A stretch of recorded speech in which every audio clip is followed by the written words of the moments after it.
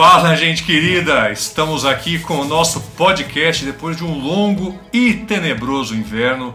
Estou aqui com ele, o monstro, o mestre, o mito, o inoxidável, a definição musical de polidactilia, o homem de 6 dedos nas mãos, João Alexandre. Pô, que bom te receber aqui. Eu que estou feliz de estar aqui de novo, cara.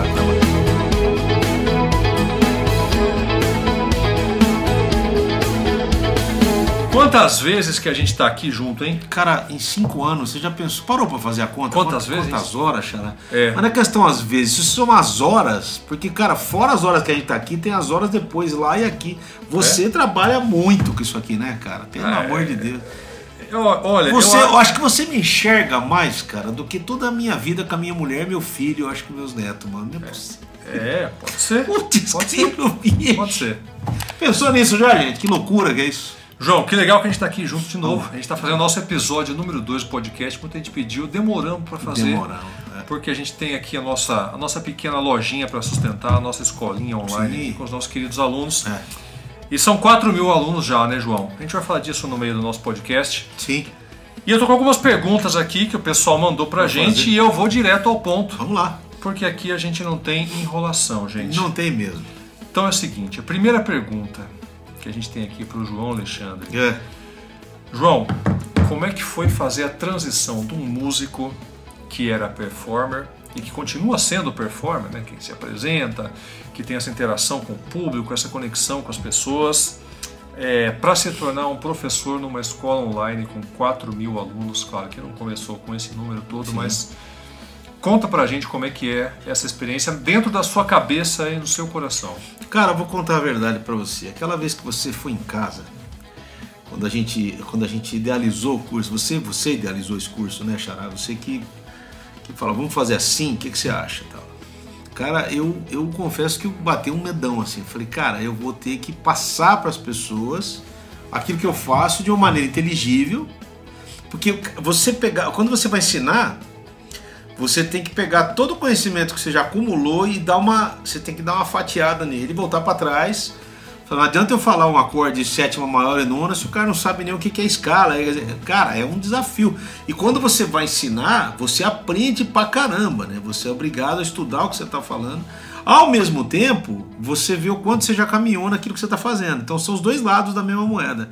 Por um lado, você tem que rever como é que você vai explicar isso, porque o que para você, de repente, é óbvio, para o cara que está assistindo, não é. Então você tem que pegar aquilo, voltar para trás, falar, pera um pouquinho, vou explicar primeiro. E você tem uma parte grande nisso também, porque você me assiste explicando, ela tá confuso, tá legal e tal.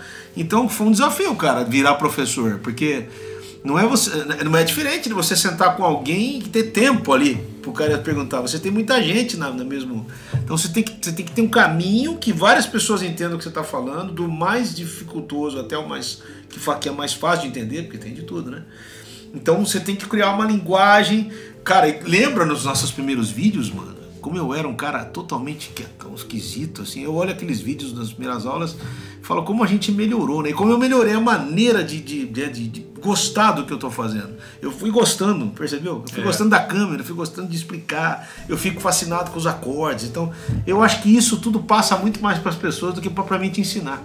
A paixão, se você faz com paixão qualquer coisa, com vontade, o aluno também fala, pô, quero aprender isso aí, porque isso é legal, como ele gosta disso, como isso. E gozado que tem umas pessoas que escrevem o seguinte, eu não sei nem tocar nada, mas eu acho um barato como você explicando aquilo. A gente tem o controle de acesso do nosso curso e a gente vê que tem gente que compra e que realmente não desfruta do que a escola oferece. Então o cara compra realmente porque ele é um cara que é fã, é um cara que gosta do seu trabalho, que gosta de te ouvir tocando. E quando eu cheguei com a proposta da nossa escola para você, é uma proposta muito simples, né, João? A gente teria ali alguns módulos, seriam 30 módulos, cada um com uma canção. E ali a gente tem 4 aulas dentro de cada módulo, onde a gente, primeiro, apresenta a canção com a sua interpretação. E aí o João Performer aparece de novo, o João que se apresenta, se entrega. Esse primeiro vídeo é mais o lado performer do que provavelmente o lado professor. Interessante. E depois a gente tem as 3 aulas didáticas, sempre na prática. Uma aula para quem está começando agora, uma aula para quem já toca um pouco, já caminha no instrumento, toca na sua igreja, com seus amigos, e uma aula para quem já é ou pretende ser músico profissional, tudo isso dentro do mesmo modo, dentro da mesma canção. Né? Então é uma forma de apresentar para as pessoas essas três visões e esses três caminhos. E o legal que a gente faz, eu acho que isso a gente descobriu como fazer isso de uma maneira que fosse didática, funcional também, primeiro, não deixar ninguém de fora. Então, é isso que eu ia te falar. Por exemplo, qual era o papo antes? Cara, como é que alguém vai tocar desse jeito aí que os caras estão tocando? Nunca vai dar para alcançar essa coisa. E a gente mostrou que dá para alcançar, que as pessoas estudam. Esses vídeos que a gente tem colocado ultimamente dos alunos, assistindo os alunos, é inacreditável. O sujeito pega e vai mesmo, cara. E ele vai, aprende e sente um prazer em tocar daquele jeito. Quer dizer, eu acho que a gente conseguiu, dessa maneira, tirar a dificuldade de qualquer pessoa, mesmo quem está começando, mesmo quem... nunca, cara. É um curso interessante isso, porque como ele tem 3 níveis... Tem muita gente que escreve, não, cara, eu já passei o nível 1, agora estou no nível 2, estou chegando lá, daqui a pouquinho eu vou tocar. O cara se anima em aprender. Você reparou como é que é o negócio? É interessantíssimo, né? E é prazeroso você poder... Confesso que não são todas as músicas que dá para você simplificar. Então é um desafio. Eu sempre falo isso, que o fazer difícil é mole. Quero ver se você fazer o simples bonito. É verdade. Aí é que é o mais complicado. A simplicidade é o último grau de sofisticação, não é mesmo? Que o diga... Paul McCartney, né? Exatamente. Que o diga Paul McCartney e que o diga country rock, que o diga o blues, que o diga esses estilos que não têm esse complexidade técnica, harmônica, mas tem feeling, tem sentimento. É interessante o que você está falando agora, é muito legal. Muito bem. E legal que a gente descobriu no meio do caminho como fazer esse negócio funcionar. Porque na nossa metodologia de ensino a gente utiliza lá o mesmo conceito que a gente usa para aprender qualquer coisa, né? O aprendizado artístico criativo tem esses 3 passos, né? Primeiro passo, a famosa imitação. Você vê o cara onde tocando. Você vê o seu mestre tocando, você se inspira por ele e você começa a imitar o que ele está fazendo. A segunda etapa é a etapa da assimilação, onde o aluno começa a compreender aquilo que o mestre está fazendo, né? E começa a tocar aquilo.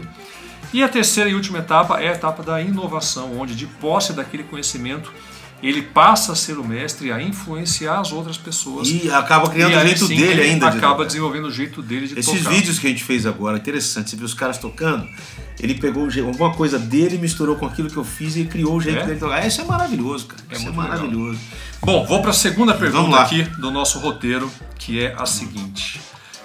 João, muita gente sabe que além de ser músico, pai, marido, pai de cachorro, agora também, de cadela, da Manuzinha. De cadela, pai. De cadela.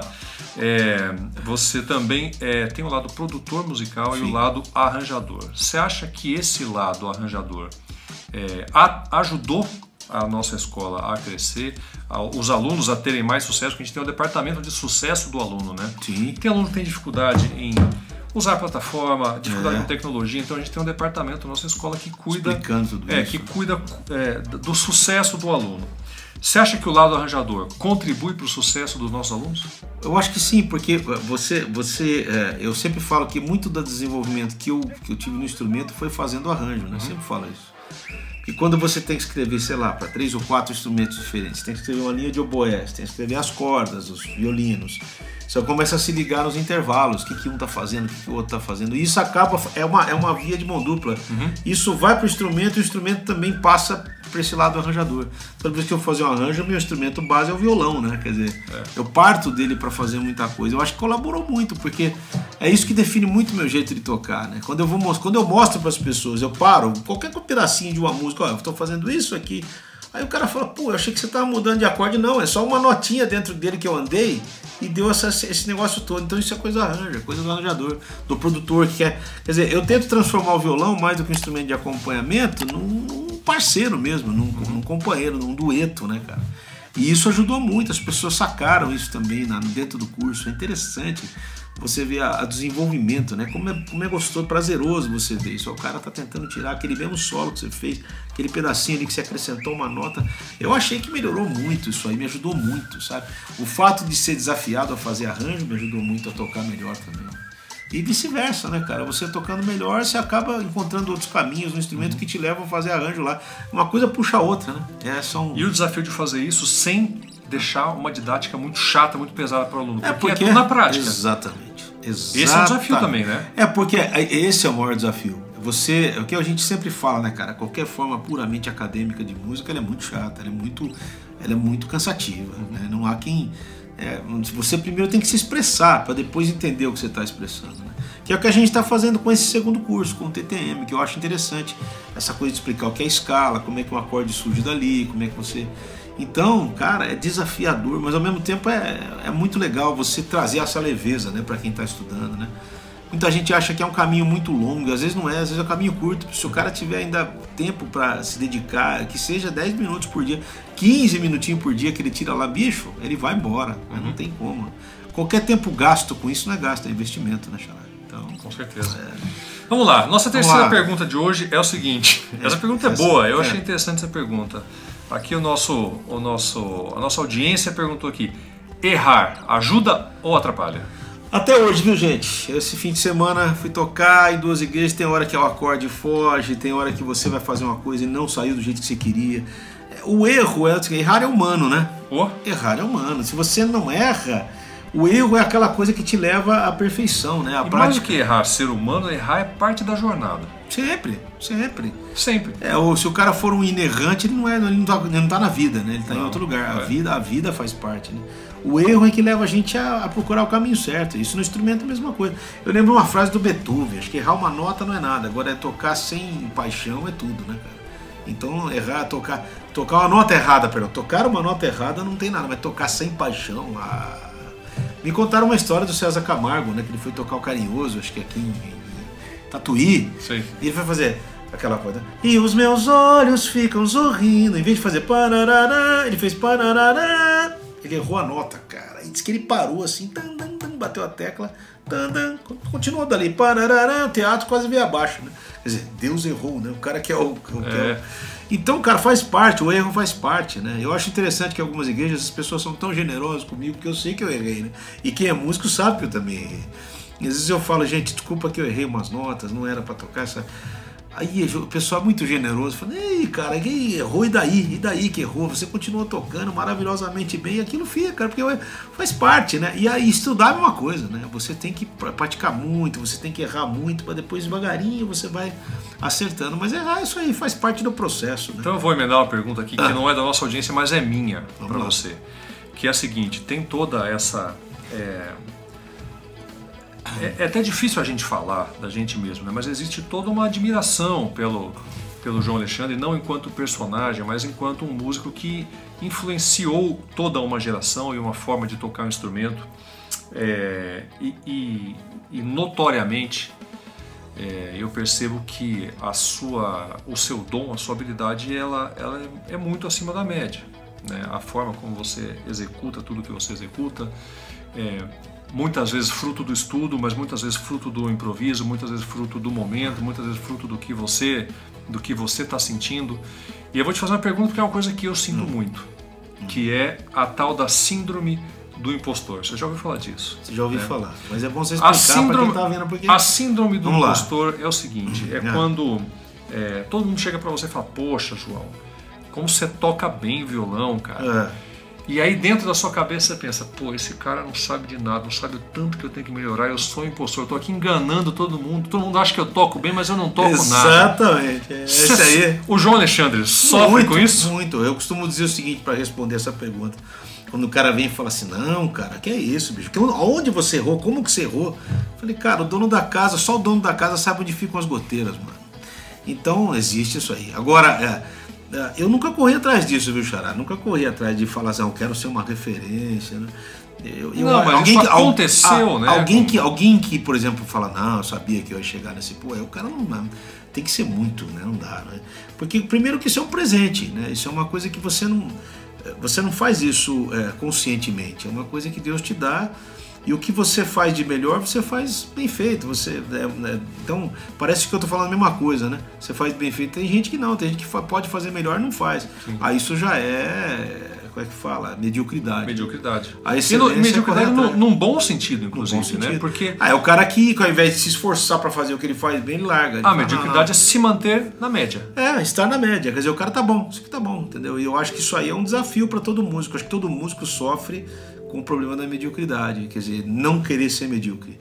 E cada um no seu grau. Tem cara que quer ser o melhor do mundo e toma como base aquele outro que já é o melhor do mundo. E tem cara que fala, não, pera, isso aqui pra mim eu sei que é aqui. Eu acho que a consciência de onde você pode chegar é muito importante. Quer dizer, isso aqui eu não vou conseguir fazer. Não adianta, aquele cara faz, mas eu não vou fazer. Você não precisa ser o melhor, você não precisa ser um músico que toca tudo. Você tem que fazer o melhor que você sabe fazer e fazer o que você sabe fazer. Não ficar inventando, né? Porque essa coisa de inventar é que acho que destrói inclusive a visão da vida, né? A gente tem amigos em comum, a gente sabe disso, que tem um relacionamento com a música muito doentio, né? O cara acabou... A vida dele ficou complicada por esse problema. A música não se tornou essa leveza que a gente quer passar no curso. A música se tornou um fardo, cara. Aí o filho do cara fala, não, bicho, eu não quero ser assim, meu pai tem esse problema, não, eu vou fazer outra coisa. Às vezes o filho é um grande músico, mas não seguiu porque o pai não passou essa ideia de que música é uma coisa que tem que ser feita com prazer e com amor e sem essa síndrome do impostor. É interessante que você falou. Mas, cara, é difícil. Eu me acho mesmo assim. Tem hora que eu falo assim, cara, eu sou um grande mentiroso, né? Porque todo mundo acha que eu toco. Eu me autodenomino um tocador de violão e um cantador, não um violonista e um cantor, né? Eu tenho essa autocrítica. Mas, cara, eu acho que o que deu certo, a minha autocrítica positiva é o seguinte: o que deu certo é que o conjunto de tocar e cantar atinge as pessoas. Tem um tal do arrepiômetro, assim, os caras gostam.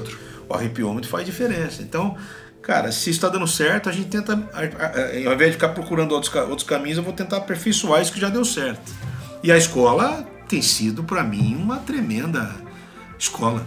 A escola tem sido uma escola, porque aqui você tem que ensinar de uma maneira... Olha o desafio que é gozado, você tem que ensinar de uma maneira palpável aquilo que você faz de uma maneira que parece que você nunca vai tocar. Não, você mostra que dá para fazer. Porque a gente tem centenas de vídeos de alunos tocando todos os arranjos. Cara, esses últimos que a gente colocou, acho que o terceiro vídeo já foi? Foram 4 vídeos. 4 vídeos, um mais impressionante que o outro. Você vê o cara, e cantores incríveis, né? Você vê gente cantando absurdamente, tocando absurdamente bem. Então, isso é muito prazeroso, né, Xará? É um negócio fora de série. Não, essa síndrome do impostor, eu confesso que eu sofro muito com ela também. Todo mundo chega aqui, pô, teu estúdio, pô, tua gravação, pô, teus vídeos, pô, teu site. Você sabe onde tá o defeito. E eu sei o tanto que tem pra melhorar, cara. Porque eu sou um cara que faz um pouco de tudo e muito de nada. Exatamente, eu acho que então essa coisa de ser um generalista, né, um cara mais completo, eu consigo trazer a solução. Mas isso vem da tua história, né, mano? Desde menino que você se vira com tudo, né? Então, assim, isso também, né? A gente tem um amigo em comum que é o Vanilson, cara. O Vanilson é outro cara que, bicho, vai atrás, né? Como é que isso funciona? Você tem essa síndrome de professor Pardal que te leva longe. Eu tenho vontade de aprender as coisas, a verdade é essa. Não, isso é paixão. Tenho vontade de aprender. É um dom. Eu acho que é um dom. Quero saber como é que funciona. É um dom. Esse é um dom. Por que a coisa é assim, né? Por que funciona assim? Então, cara, mas você vai fundo. E eu quero saber o seguinte, se esse cara chegou nesse ponto, eu vou tem um caminho. Tem um caminho para chegar nesse ponto. Qual que é o caminho que ele percorreu? Mesmo que você não chegue naquele ponto. Mas descobrir o caminho é importante. Você sabe. Não, isso que eu tô falando. Pode ser que você não vai chegar a fazer o que o cara fez. Mas pelo menos você sabe como é que ele fez. Você tem isso aí. Você tem isso. Eu não tenho essa curiosidade, cara. Eu sou um cara sossegado com isso. Agora o Vanilson tem. Por exemplo, esse amigo nosso aqui, se você tiver assistido depois... Deixa seu like essa curiosidade. Não, ele tem curiosidade de como é que funciona a tela do celular, como é que funciona a luzinha, não sei do que, como é que funciona a câmera, o que é essa luz que tá filmando, esse microfone ligado assim. O cara abre 3 minutos e ele descobre. E se eu não descobrir, ele vai na China, vai no site lá, eu acho um circuito e conversa no translator com a chinesa lá e perde peça. É um absurdo, mano. João, é o seguinte... Próxima pergunta da nossa audiência aqui é uma pergunta filosófica, hein? Vamos lá, hein? Naquele programa Provocação, você lembra? O Abu Janra, que era um cara extremamente inteligente. Quem tem feito um assim é o Taz, né? O Taz também estava fazendo. É um excelente jornalista também, né? Isso. E ele terminava o programa, não que a gente esteja terminando a nossa entrevista, mas é uma pergunta filosófica, que era: o que é a vida? A pergunta que eu te faço é: o que é tocar bem? O que é tocar bem? Eu acho que tocar bem é você ter a noção exata do que é dentro de um contexto, de um estilo musical, primeiro, porque tocar bem não é tocar todos os estilos. Eu acho complicado, uma pessoa que toca todos os estilos. Você não vai achar um cara que toca todos os estilos, alguns são impressionantes. Você pega um Steve Morse, por exemplo, que toca absurdamente rock, absurdamente jazz, absurdamente clássico, absurdamente country, e é um super guitarrista. Mas assim, tocar bem é justamente você se dedicar a determinado tipo de música e descobrir a linguagem que aquela música precisa. Porque, o que quer dizer isso? Você não pode botar um monte de acorde, por exemplo, dentro de um country, vai ficar estranho, você vai descaracterizar a música. Você não pode botar numa bossa nova os acordes puros, só que vai soar estranho por causa do estilo. Então eu acho que tocar bem é você saber estar inserido no contexto da música que você está tocando. Nem sempre é muita nota ou pouca nota, é tocar o que você tem que tocar para que a música aconteça, não a sua execução.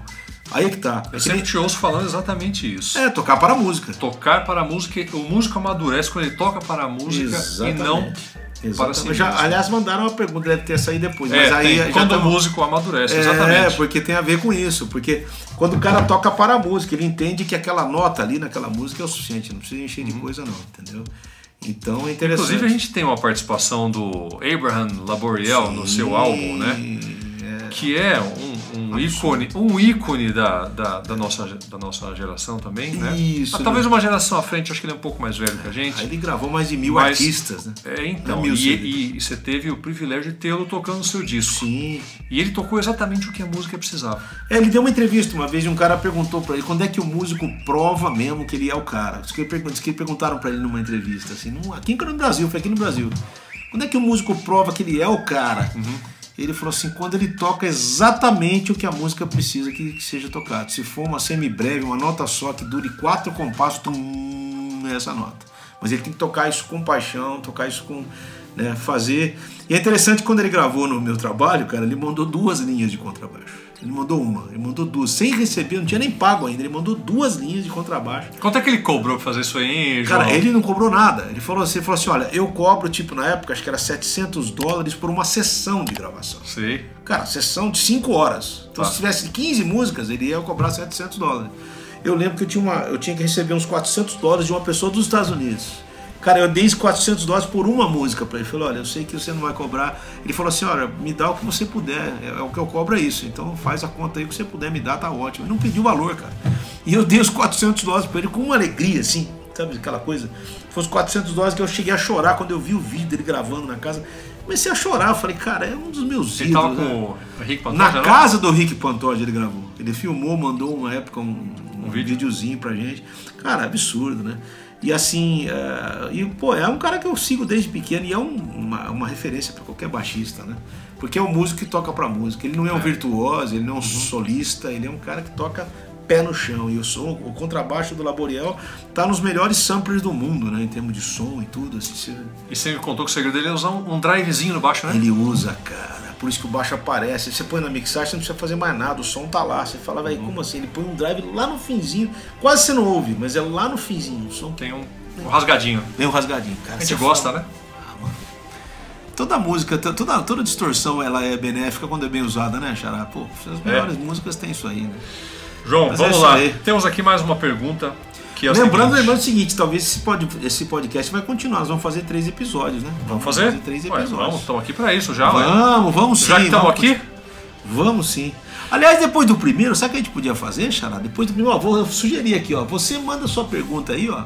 Aliás, se você quiser participar do podcast aqui com a gente te convida para conversa. Deixa aqui nos comentários do YouTube a sua pergunta. E eu, que sou o maníaco do Excel, vou compilar, vou colocar aqui no nosso arquivinho para poder perguntar aqui para o nosso querido mestre. Vamos lá. João, próxima pergunta. E essa pergunta a gente vai finalizar esse episódio hoje. Vamos lá. Que é o seguinte: como lidar com elogios e com as críticas? Porque tem os dois, né? A gente sempre recebe o elogio e recebe a crítica também. E a crítica nem sempre está relacionada com aquilo que é o centro da nossa atividade. No seu caso, é tocar e pregar a palavra a partir da música. Mano, então, como é que você lida com isso aí? Eu lembro de um cara que falou o seguinte: quando eu acerto, ninguém lembra, mas quando eu erro, ninguém esquece. Boa. Então tem uma coisa, a crítica às vezes ela vem num tom de... A crítica, muita gente usa a crítica não para te ajudar, mas usa a crítica para te depreciar, para te diminuir. Eu vejo diferença das críticas, já recebi críticas muito boas. Críticas de pessoas que mudaram a minha vida por causa dessa. Por exemplo, eu lembro a crítica faz a gente crescer, né? Sim, cara. Quando eu fazia o Meia Hora, quando eu comecei a fazer aquele programa Meia Hora, tinha um amigo meu que era jornalista. Ele falou assim: cara, você não pode perguntar uma coisa pro cara afirmando, mano. Tipo assim, você não acha que a música cristã piorou em termos de não sei o que? O cara vai falar não. O cara fica sem graça de falar não pra você. Você está entrevistando. Então você vê o que você acha que aconteceu com a música cristã. Pô, esse cara é amigão meu, Vlad, o baixista. Ele abre, né? A possibilidade da pessoa responder. Isso é uma crítica construtiva. Agora tem aquela crítica, assim, do cara que sem nenhum de graça, ele acha um cabelo em ovo, por exemplo, e aquilo ali começa a virar uma obsessão do cara em querer dizer pra você como é que você deve fazer ou levar a sua vida. Eu acho que o limite todo da crítica e do elogio, o elogio também é perigoso, porque o elogio pode fazer você ficar estagnado. Você começa, a gente falou antes, a gente começa a acreditar que, realmente eu sou o cara, mano, eu toco muito, tá ótimo. Então, pra que mais do que isso? Aí você pode, eu acho que é perigoso o elogio, o perigo do elogio é a estagnação, o perigo da crítica é o desânimo. Agora, o elogio, ele vem também, às vezes, fantasiado de uma aproximação com segundas intenções. Por exemplo, sempre. O cara que te elogia porque sabe que... Sempre não, retiro o que eu falei, não é sempre. Mas elogio às vezes, perdão. Então ele vem fantasiado de segundas intenções, porque o cara vai fazer um elogio porque ele quer se aproximar, porque ele quer que você grave no disco dele, você participe, que você dê a sua pitada, que você dê assim alguma coisa. Sim. E às vezes a pessoa não tem a noção de que o que a gente faz é o nosso trabalho, né? E no caso da música, é um trabalho, você tem conta para pagar, você tem casa, água, luz, condomínio, internet, supermercado, que todo mundo tem, né? Então, às vezes a pessoa vem com um elogio com uma segunda intenção. Isso acontece muito? Acontece, cara, acontece em todo o âmbito da vida, assim. Quando eu tô tocando ao vivo, quando eu tô, sei lá, dando uma aula para alguém, ou tipo assim, aula, eu já me fui chamado para falar em alguns lugares, nessas igrejas, não falando aula, eu não dou aula particular, gente, todas as minhas aulas são dentro da plataforma. Mas quando eu vou falar por aí, dar um workshop, falar alguma coisa, as pessoas vêm, assim, você percebe que tem aquela coisa assim, né? Mas dá para diferenciar o que é uma coisa e outra. Você percebe quando o elogio ele vem carregado de admiração e carinho mesmo. E quando ele é honesto. E quando ele é cheio de interesse. Não, com a idade, 40 anos de estrada, Xará, eu tô meio vacinado com isso aí demais. Assim como a crítica também, né? Sim. A crítica também, né? Eu me lembro de muita coisa assim que eu já tive que responder. Eu não sou um cara muito respondão no sentido de se o cara falar, eu falo na lata. Não, às vezes eu assimilo, deixo pra lá. Mas você já foi mais respondão? Já fui. Eu acho que agora, talvez eu tenha, mas eu nunca fui de muito. Esse meu jeito brincalhão de falar dá a impressão que eu sou um cara colérico, mas eu não sou. Eu assimilo aquilo e depois eu vou pensar no que eu vou falar. Mas tem hora porque muita gente conhece o João crítico, o João ácido. Rapaz, eu lembro. O João que compõe as canções, que são provocativas, claro. Mas até hoje o pessoal pede pra eu fazer arranjo em músicas. Eu me sinto meio que boi de piranha, Xará. Manja aquele boi que... Boi de piranha? Que joga um boi lá na ponta do rio pra boiada passar aqui. Enquanto as piranhas comem o boi lá, eu já me senti muito boi de piranha. Hoje eu tô, cara, 3 netos, né, mano? 58 anos, só quero paz, eu não quero ter razão, entendeu? Então eu tomo cuidado com isso, tomo cuidado com os trabalhos que eu pego. Às vezes as pessoas querem que seja, João, fala aí e tal. Quer dizer, bicho, você fala, amanhã eu falo, você vem comigo? Aí o cara, não, tô fora. Então, bicho, peraí, então você tá querendo arrumar alguém que faça aquilo que você não tem coragem de fazer. Aí eu preciso tomar cuidado. Porque as pessoas põem você numa... Né, uma cilada. Isso é cilada pura, né? Mas, cara, tem que saber lidar, né, mano? E eu sei também quando a pessoa te elogia com carinho, quando a pessoa te critica com carinho. Tem muita diferença, mas, cara, a gente aprende a lidar com isso, Agora, é uma questão de tempo, né? Não é do dia à noite pro dia. Né? De tanto ouvir certas perguntas, certas coisas, você começa a ficar já com a resposta na ponta. Eu acho que a pior que aconteceu comigo foi num estúdio, que eu fui gravar um pessoal de orquestra, assim. E o Spala dessa orquestra, o chefe, chegou com uma caixa de bombom. Contei essa história pra você já? Não, é novidade. Ele chegou com uma caixa de bombom, eram 6 violinos, 2 violas, 2 cellos. E eu lembro que era o primeiro dia do técnico do estúdio. Você escreveu os arranjos? Escrevi os arranjos, ia gravar, tá? Eu já tinha gravado com esses caras antes. E era o primeiro dia daquele técnico ali comigo. Se ele estiver vendo, ele vai lembrar da história aqui. E o cara, tudo nervoso, ele tava começando a gravar e tal, e eu tentando manter um clima, não, tranquilo, tinha botado os microfones lá pra... E o cara chegou com uma caixa de bombom e falou assim pra mim, mano, eu trouxe uma caixa de bombom pra você, o Spala, o violino, porque você fala muito. Então, pra você falar menos, deixar a gente gravar, tá aqui essa caixa de bombom, pra você comer um bombom. Eu já sou gordo, né, o cara acha que queria... Ah, tinha uma segunda. Aí nesse dia eu me senti obrigado a botar o sujeito no lugar. Eu falei, cara, onde você comprou essa caixa de bombom? Padaria ali na esquina. Eu falei, bicho, eu vou lá buscar mais 4 caixas para distribuir para vocês, para ver se vocês tocam afinado, beleza? Aí o cara tava começando, era o primeiro dia dele. Ele pegou assim, saiu de lado dando risada, ficou um clima, mano. Porque, cara, a gravação tá rolando, gente. Se eu tô falando demais é porque os caras não estão acertando. Por isso que eu tô falando. Vou interromper uma execução bem feita. Eu já gravei com o pessoal da USESP, cara, pelo amor de Deus, né? Assim, ali não tem músico meia boca. Você escreveu, se tá escrito direito, o cara vai tocar e não tem conversa. É de primeira, segunda no máximo. Mas quando o cara erra, você é obrigado a falar, ó, esse compasso tal tá errado. Não tava falando pra atrapalhar a gravação, mas o cara veio com essa conversa, né? Olha, é raro acontecer isso. É muito raro, é muito raro.